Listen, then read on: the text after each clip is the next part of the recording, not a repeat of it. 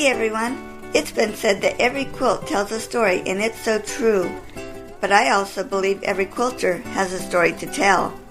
I wanted to hear about the people behind these wonderful quilts and thought you'd enjoy hearing about their lives also. Welcome to A Quilter's Life.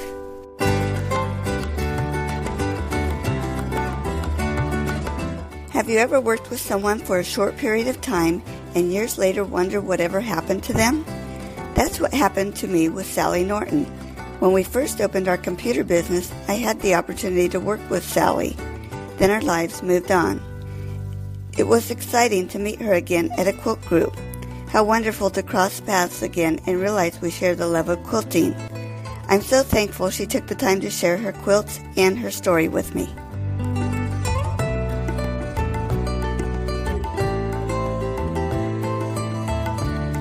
Well, thank you, Sally. I am so excited to be talking with you today. Well, I'm excited to be talking to you, too. So let's start off with your background. So where were you born and raised? Well, I was born in Oregon, Ohio, which is a suburb of Toledo, so up in northwest Ohio. And I moved to Marietta in 1981 because of the last time that the auto industry went belly up. And there were no jobs in Toledo. I was a teacher, and I always thought it was sort of ironic that I moved to Appalachia to find a job. But I loved living in Marietta. I lived in Marietta for 37 years, and that's home. That's where I tell people I'm from. Yeah. You know. And I'm living in Olive Branch, Mississippi right now, which I keep telling people that Mississippi and West Virginia, which of course Marietta is near, right, are very much alike, except West Virginia is a lot prettier. Have all those mountains and all those trees, and So, but I do like it here in Mississippi. I mainly moved to my grandchildren, so. Okay. I wondered what sent you away. Yeah, that it was the grandkids. And I sort of felt like I was getting a little bit closer to my other two kids' families, but one's in San Diego and one's in Washington State, so it wasn't much closer.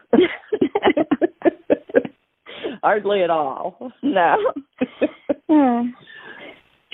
So you have 3 children? Yes. My oldest lives here, and she has 2 kids. And my middle child lives in Washington State, except that they move around a lot. She married a man who builds oil tanks. Okay. And her daughter, her oldest daughter, 21, is living there in Parkersburg.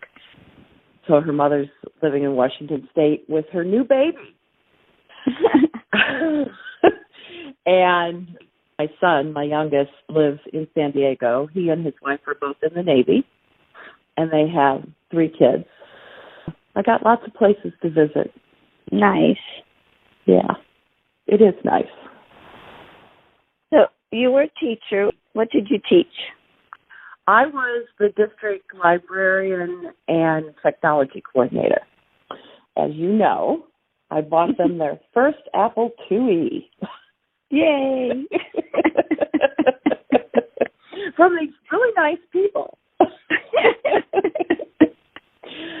And lots of years of building up the technology. And after 30 years, I just knew it was time.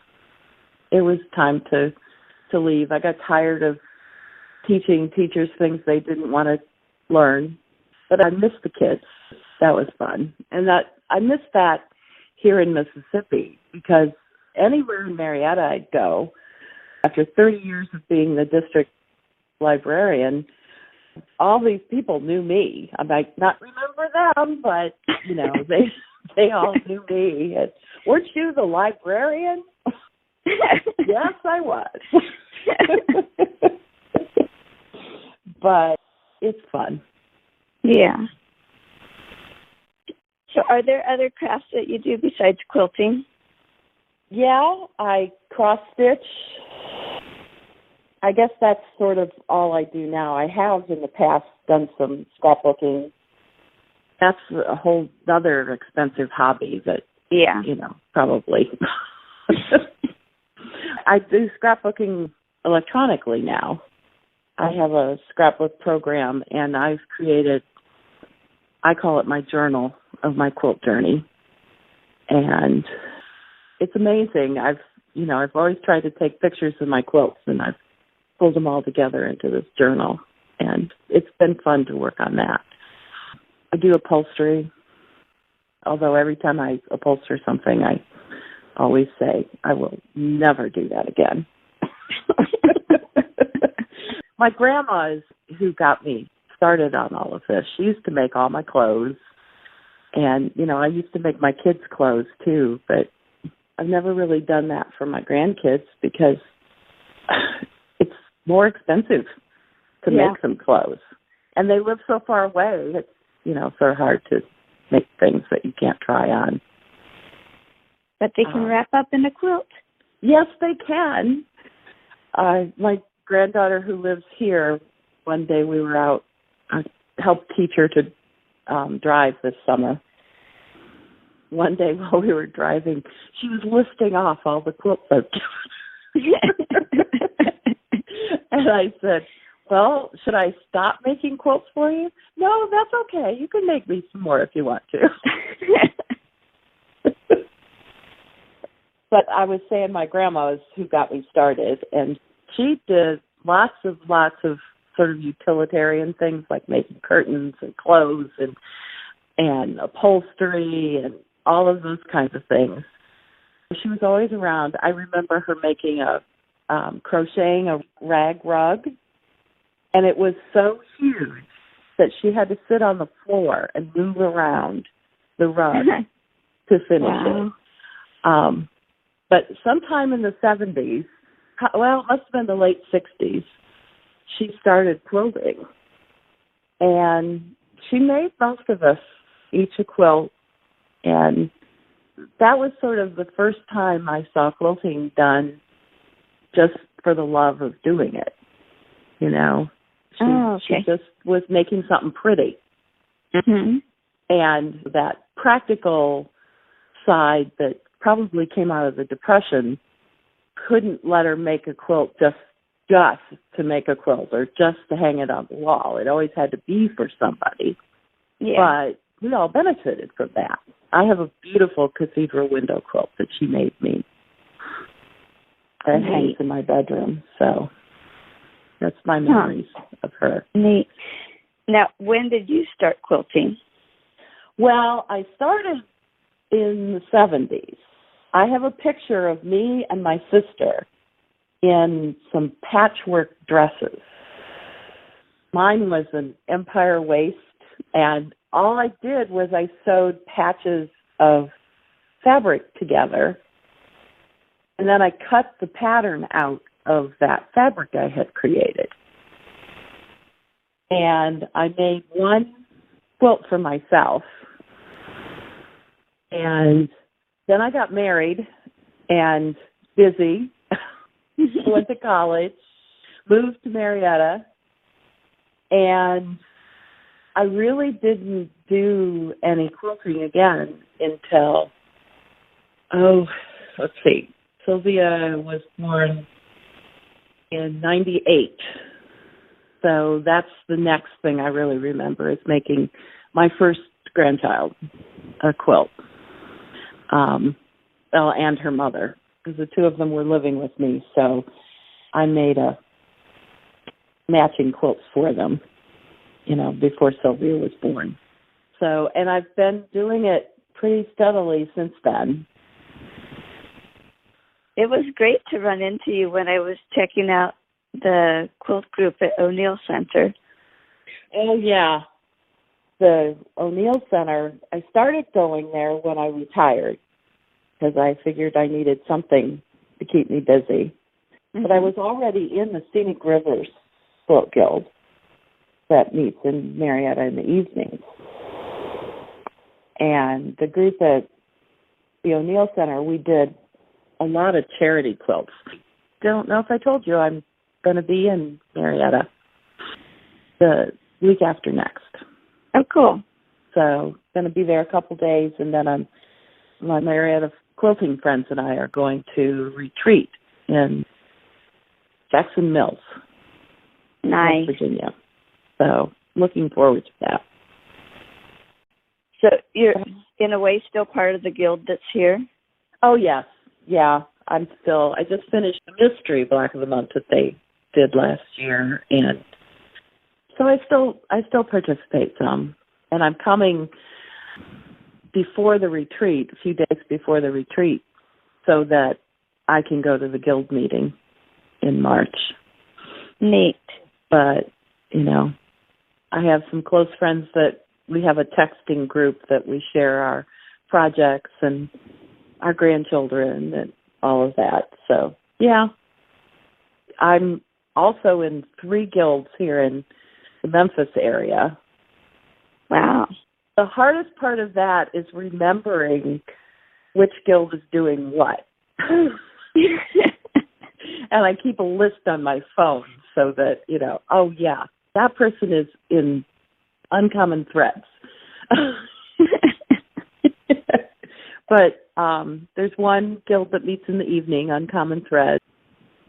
And then I joined the Modern Quilt Guild, which is a whole new thing. And I'm really excited about being in the Modern Quilt Guild. It's part of the National Modern Quilt Guild group. And the end of February, a few of us went to Austin, Texas for their international show. That was really exciting. I took a class in Sashiko from Japanese master in Sashiko. Mm-hmm. He was a really good teacher.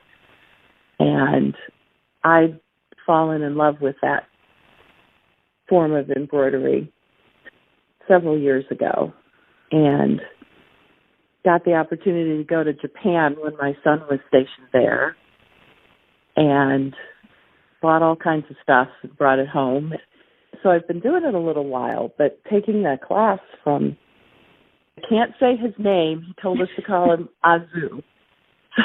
So I took this class from Azu, and it was amazing. I learned so much from him, so much of the history and everything. It was a really good class.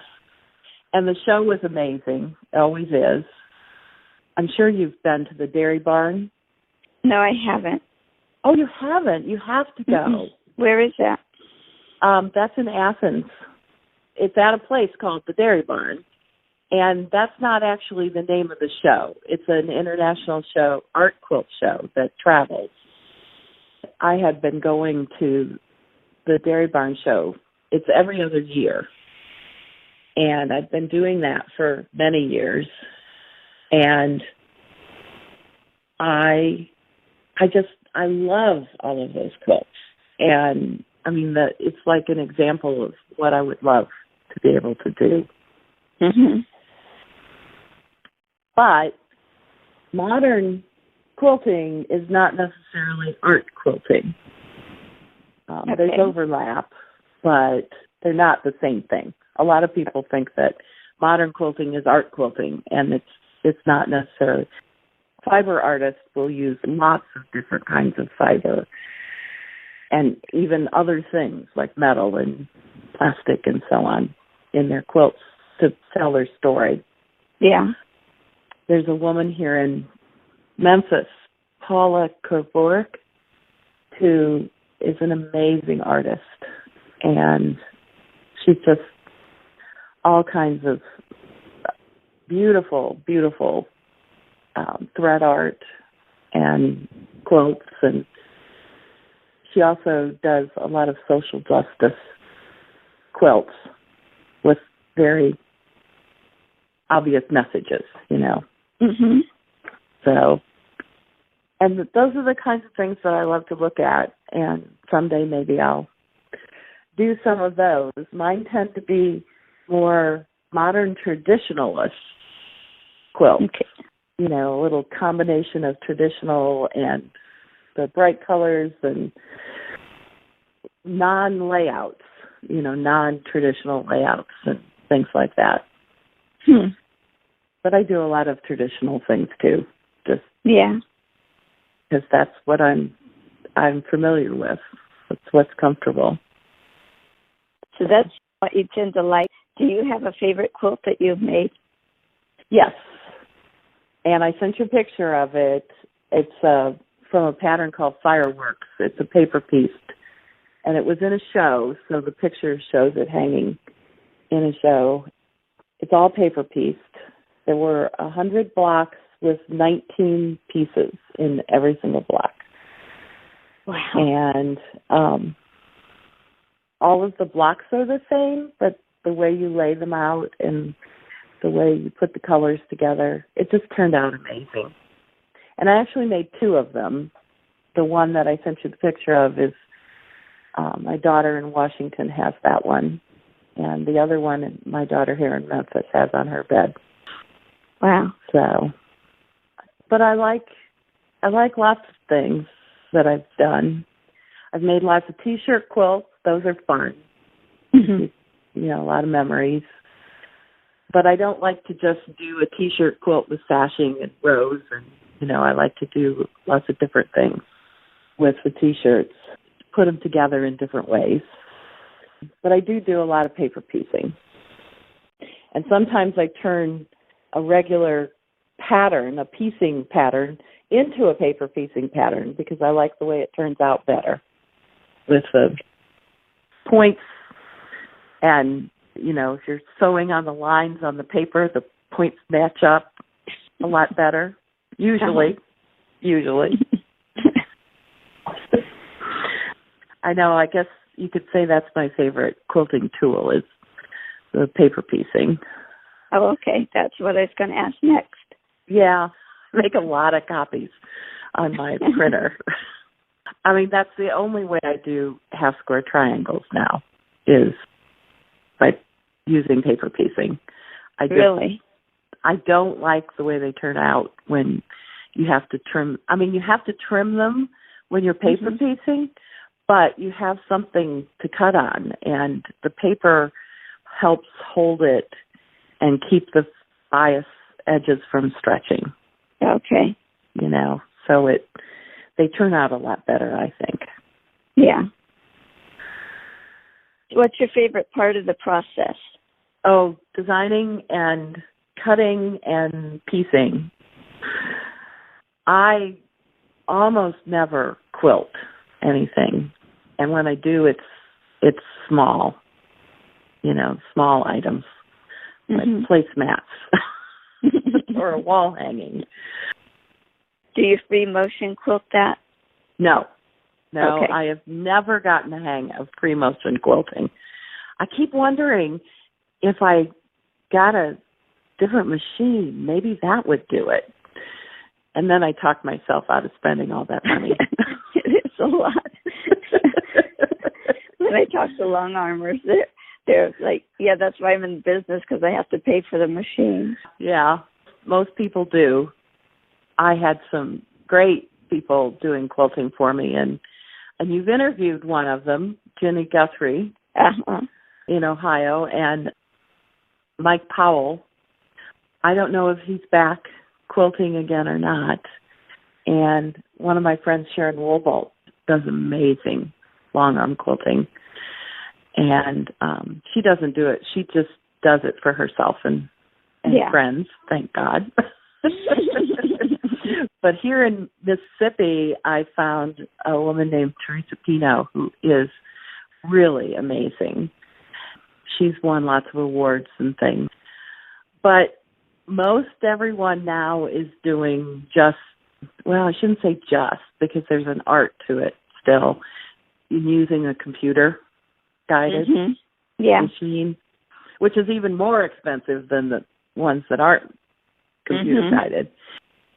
I mean, there's still an art to it. You still have to know what's going to look good. You have to size it correctly. You have to make it so that the pattern doesn't end halfway through on the edge and, some of those kinds of things. But it's taken some getting used to. It does tend to, I think, emphasize your piecing and your design. And I think that's what a good quilter does is, emphasize what the quilt is saying. I know I made one for a friend in Marietta, and Teresa found a pattern that was just absolutely perfect on it. It wasn't a whole lot of quilting, but really emphasized the double wedding ring design on it. So I like the design, and I would love to do landscape or portrait quilts or something like that. I'm working towards that. But those amaze me. I know. They are just incredible. I was reading about the Time magazine has done 100 Women of the Year, and they commissioned portraits of 50 of them. One of the portraits was done by a fabric artist. And it's just amazing. And I'm sure it only popped up on my Facebook because of all the other quilting stuff that's on my Facebook page. But it might not even be in the magazine. I don't know. But it was a really amazing. And at the museum in Paducah, they have some incredible portrait quilts. I mean, they look like they're paintings, Yeah. But I still like laying out color and figuring out what is going to be, what I want the quilt to say.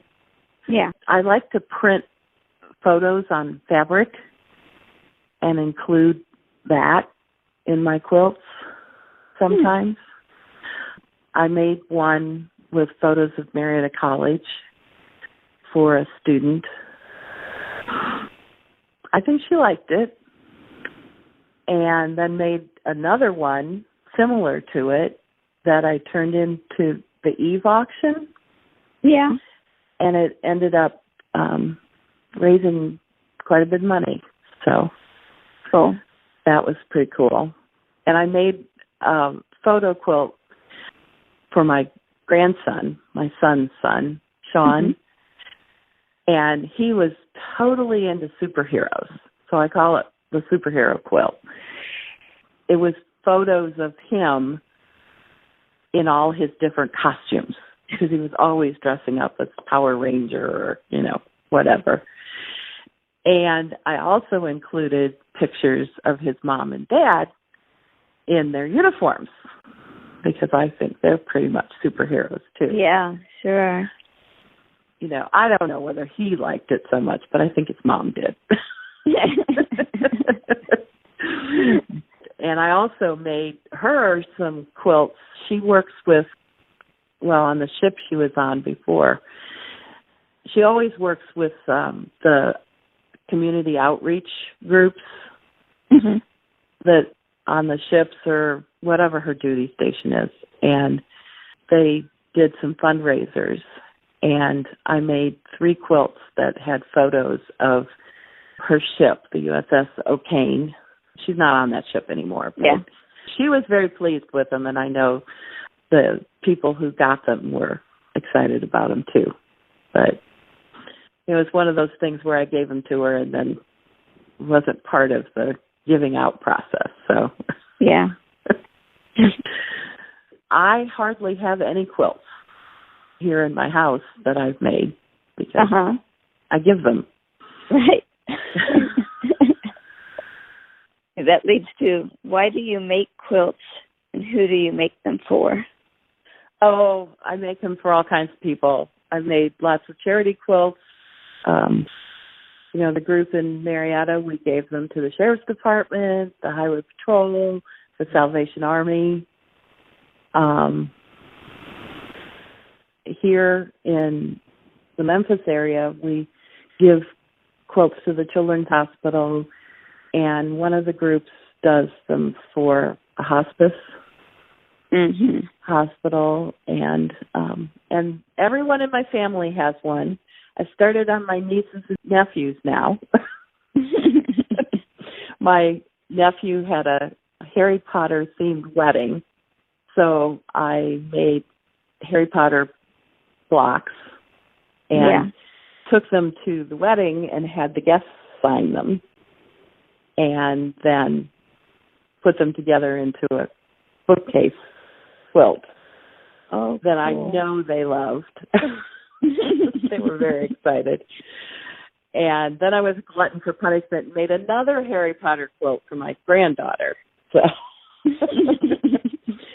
but, you know, a lot of them are to commemorate things like weddings, and I've given them as thank yous when people do something really nice for us, you know, and that's my go-to.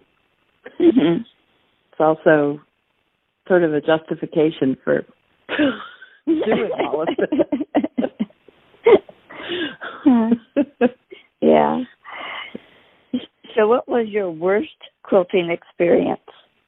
Oh, I knew you were going to ask that, and I really don't have one. I mean, there is almost always a point with every quilt that I don't like it anymore. Just, you know, you work on it too long. Or something's not turning out the way you wanted it to. But if something goes wrong, you got to look at it as a design opportunity. Yeah. And, you know, you change your mind. I have a round robin quilt that I did a setting for it, and I didn't end up having enough fabric to make it wide enough to go on my bed. So there's this really tall, skinny quilt laying on my bed, and I've tried to figure out what I'm going to do about it, but I mean, it's completely done, so that's not going to change. I keep thinking I'll make another, maybe a whole cloth quilt or something in a matching color to go underneath it. You know? Yeah. But nothing really bad has happened. You just make it work. And if you're tired of something and you don't like it anymore, you set it aside. Yeah. I have been known to give it away. And then somebody else finishes it. And it turns out beautiful, you know. Yeah. But so when I moved, I had my quilting stash everywhere in that house in Marietta. I mean, I had stuff in the attic and all the closets, and because my kids had moved out several years before. Had you changed houses while you lived in Marietta, or is that the house you moved into when you first came? Well, not when we first came, but I'd lived in that house for like 22 years, I think. Okay. Of the 37. So, yeah, I'd lived there a long time. And after the kids moved out, I had 2 extra bedrooms, so things just sort of, you know, developed, and you didn't get rid of anything, you just shoved it in a corner somewhere, right? You know.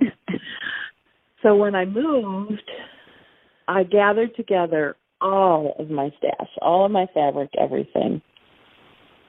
And I invited my close friends over, and we had dinner, and then we sat, and I passed things around.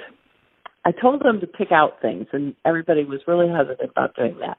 So I just picked up a pile of fabric, and I pass it on, or a bag with a project in it and pass it around. And, you know, they didn't take everything, but they took a majority of it. And my one friend who took a lot of the UFOs has been sending me pictures of, you know, the finished projects. And then I gave the rest of it to a couple people who were in groups that make charity quilts. Yeah. Especially I had this huge collection of scraps that I used Bonnie Hunter's scrap stash method, okay. Where you cut 2.5-inch strips or 5-inch squares or 2.5-inch squares. You cut up all of your leftover fabric into like pre-cuts, I guess. Yeah.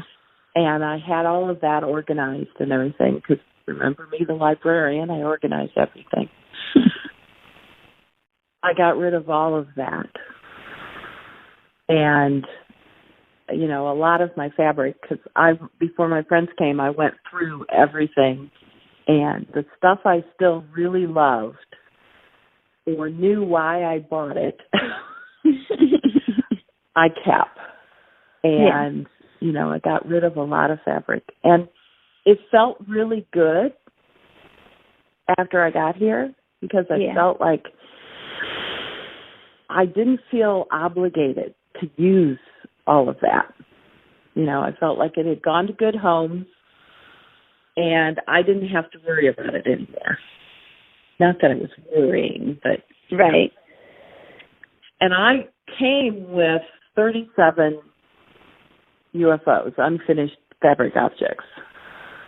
Mm-hmm. And I still have at least 37. But I thought that I would create my fabric stash from there. I would finish a project and I'd have leftovers. Right.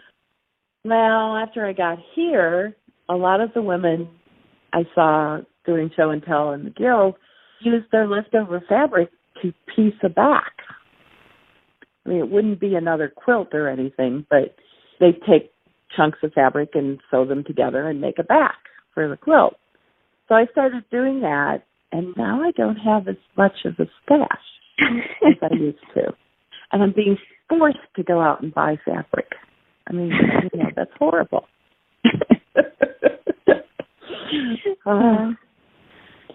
I had something that I saw on Facebook not too long ago.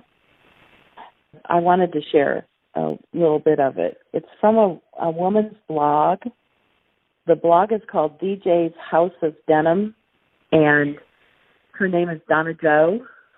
Uh-huh. And that's all I could find out about her, because, of course, I wanted to give her credit, but that's all I could find out on the blog.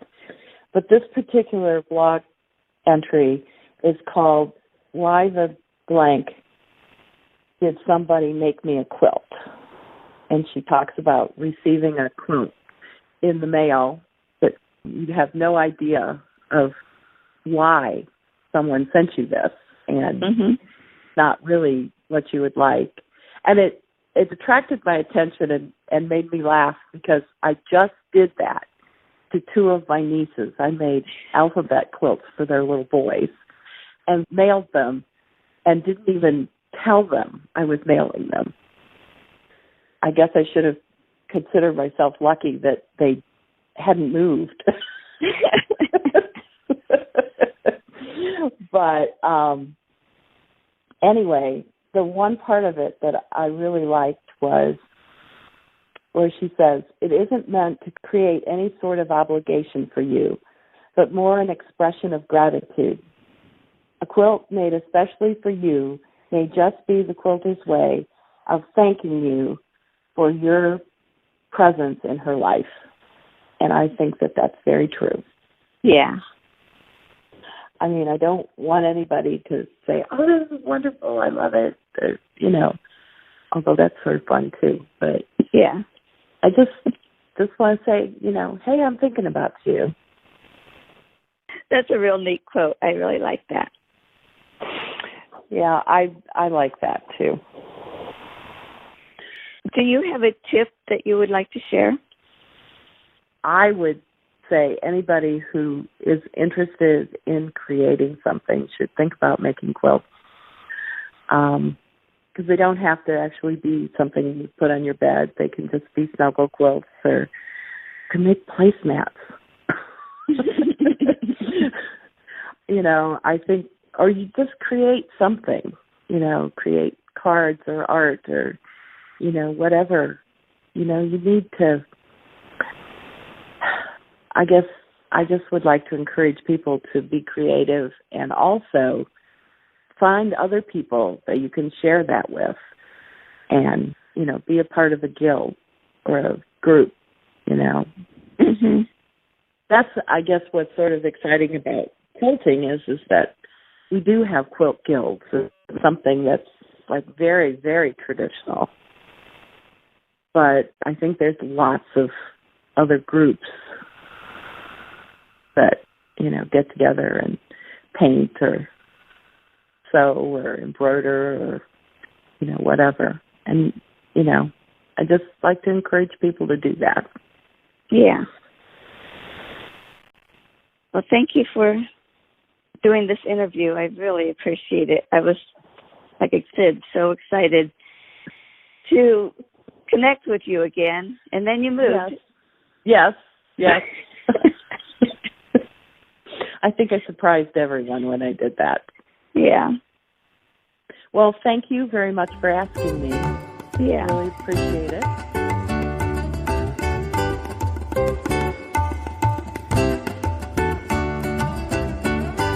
Hope you enjoyed this episode of A Quilter's Life.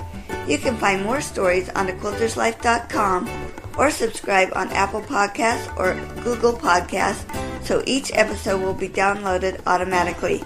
Thanks for listening.